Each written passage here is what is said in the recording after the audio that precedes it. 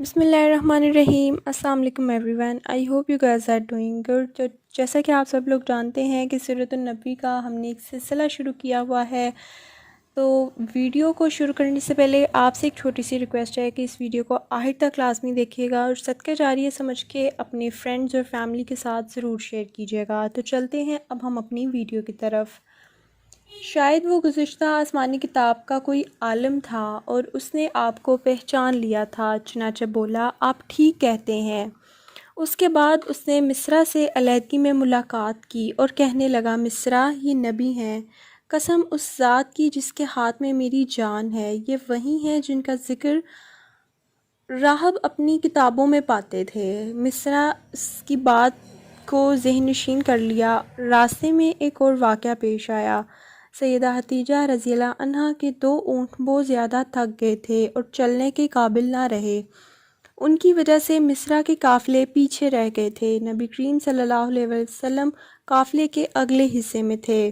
مصرع ان اونٹوں کی وجہ سے پریشان ہوا تو دوڑتا ہوا اگلے حصے کی طرف آیا اور اپنی پریشانی کے بارے میں آپ کو بتایا۔ آپ اس کے ساتھ ان دونوں اونٹوں کے پاس تشریف لے آئے اور ان کی کمر کے پچھلے حصے پر ہاتھ پھیرا، کچھ پڑھ کر دم کیا۔ آپ کا ایسا کرنا تھا کہ اونٹ اسی وقت ٹھیک ہو گئے اور اس قدر تیز چلنے لگے کہ قافلے کے اگلے حصے میں پہنچ گئے۔ اب وہ منہ سے آوازیں نکال رہے تھے اور چلنے میں جوش و خروش کا اظہار کر رہے تھے۔ پھر قافلے والوں نے اپنا سامان فروخت کیا۔ اس بار انہیں اتنا نفع ہوا کہ پہلے کبھی نہ ہوا تھا۔ چنانچہ مصرع نے آپ سے کہا، اے محمد، ہم سالہ سال سیدہ حتیجہ کی تجارت کر رہے ہیں، مگر اتنا زبردست نفع ہمیں کبھی نہیں ہوا جتنا اس بار ہوا ہے۔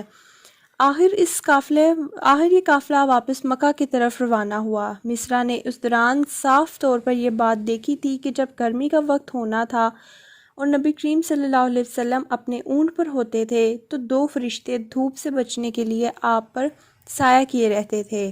ان تمام باتوں کی وجہ سے مصرع کے دل میں آپ کی محبت گھر کر گئی اور یوں لگنے لگا کہ جیسے وہ آپ کا غلام ہو۔ آپ صلی اللہ علیہ وسلم دوپہر کے وقت مکہ میں داخل ہوئے۔ آپ باقی قافلوں سے پہلے پہنچ گئے تھے۔ آپ سیدھے حضرت حتیجہ کے گھر گئے اور وہ اس وقت چند عورتوں کے ساتھ بیٹھی تھیں۔ انہوں نے دور سے آپ کو دیکھ لیا تھا۔ آپ اونٹ پر سوار تھے اور 2 فرشتے آپ پر سایہ کیے ہوئے تھے۔ حضرت حتیجہ رضی اللہ عنہا نے یہ منظر دوسری عورتوں کو بھی دکھایا۔ وہ سب بہت حیران ہوئیں۔ اب آپ حضرت حتیجہ رضی اللہ عنہا کو تجارت کے حالات سنائے اور منافع کے بارے میں بتایا۔ اس بار پہلے کی نسبت دگنا منافع ہوا تھا۔ حضرت حتیجہ رضی اللہ عنہا بہت خوش ہوئیں۔ انہوں نے پوچھا، مصرع کہاں ہے؟ آپ نے بتایا، وہ ابھی پیچھے ہے۔ یہ سن کر سیدہ نے کہا، آپ فوراً اس کے پاس جائیں اور اسے جلد از جلد میرے پاس لائیے۔ آپ واپس روانہ ہوئے۔ حضرت حتیجہ رضی اللہ عنہا نے دراصل آپ کو اس لیے بھیجا تھا کہ وہ پھر سے وہی منظر دیکھنا چاہتی تھیں اور جاننا چاہتی تھیں کہ اب بھی فرشتے ان پر سایہ کرتے ہیں یا نہیں۔ جو ہی آپ روانہ ہوئے، یہ اپنے مکان کے اوپر چڑھ گئیں اور وہاں سے آپ کو دیکھنے لگیں۔ آپ کی شان اب بھی وہی نظر آئی۔ انہیں اب یقین ہو گیا تھا کہ ان کی آنکھوں نے دھوکہ نہیں کھایا۔ کچھ دیر بعد آپ صلی اللہ علیہ وسلم مصرع کے ساتھ ان کے پاس پہنچے۔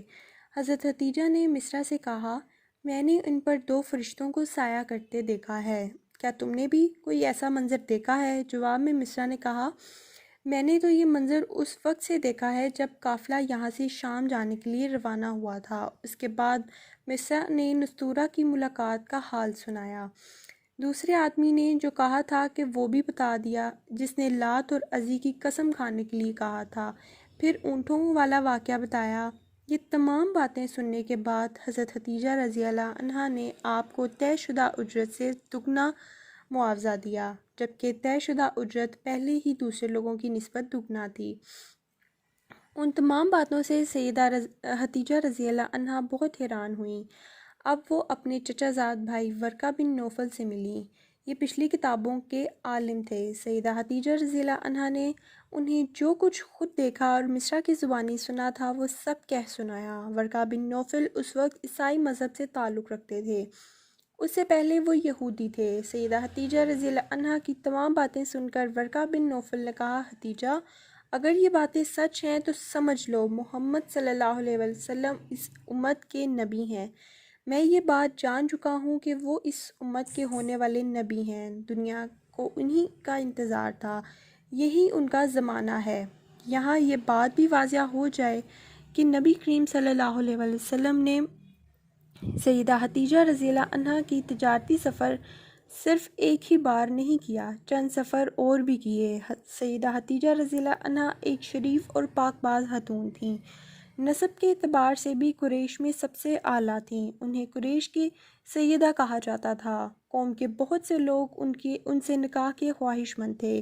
کئی نوجوانوں کے پیغام ان تک پہنچ چکے تھے، لیکن انہوں نے کسی کے پیغام کو قبول نہیں کیا تھا۔ نبی اکرم صلی اللہ علیہ وسلم تجارت کے سفر سے واپس آئے تو آپ صلی اللہ علیہ وسلم کی خصوصیات دیکھ کر ان کی باتیں سن کر آپ سے بہت زیادہ متاثر ہو چکی تھیں، لہٰذا انہوں نے ایک خاتون نفیسہ بنت منیہ کو آپ کی خدمت میں بھیجا۔ انہوں نے آ کر آپ سے کہا کہ اگر کوئی دولت مند اور پاک باز خاتون خود آپ کو نکاح کی پیشکش کریں تو کیا آپ مان لیں گے؟ ان کی بات سن کر آپ نے فرمایا، وہ کون ہے؟ نفیسہ نے فوراً کہا، حتیجہ بنت خویلد ہیں۔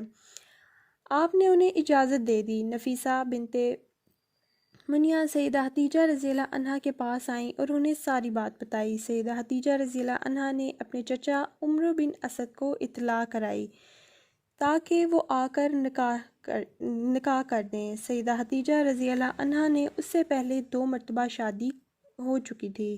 ان کا پہلا نکاح عتیق ابن مائد سے ہوا تھا، اس سے بیٹی ہندہ پیدا ہوئی تھی۔ عتیق کے فوت ہو جانے کے بعد سیدہ کا دوسرا نکاح ابو خالہ نامی شخص سے ہوا تھا۔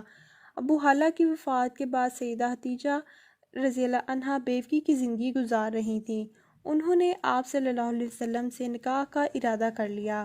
اس وقت سیدہ کی عمر 40 سال کے لگ بھگ تھی۔ سیدہ حتیجہ رضی اللہ عنہا کے چچا عمرو بن اسد وہاں پہنچ گئے۔ ادھر نبی کریم صلی اللہ علیہ وسلم نے اپنے چچاؤں کو لے کر پہنچ گئے۔ نکاح کس نے پڑھایا اس کے بارے میں روایات مختلف ہیں۔ ایک روایت یہ ہے کہ نکاح چچا ابو طالب نے پڑھایا تھا۔ مہر کی رقم کے بارے میں روایت مختلف ہے۔ ایک روایت یہ ہے کہ مہر کی رقم 12 اوقیہ کے قریب تھی۔ دوسری روایت یہ ہے کہ آپ نے مہر میں 20 جوان اونٹنیاں دیں۔ نکاح کے بعد نبی کریم صلی اللہ علیہ وسلم نے ولیمے کی دعوت کھلائی اور اس دعوت میں 1 یا 2 اونٹ ذبح کیے۔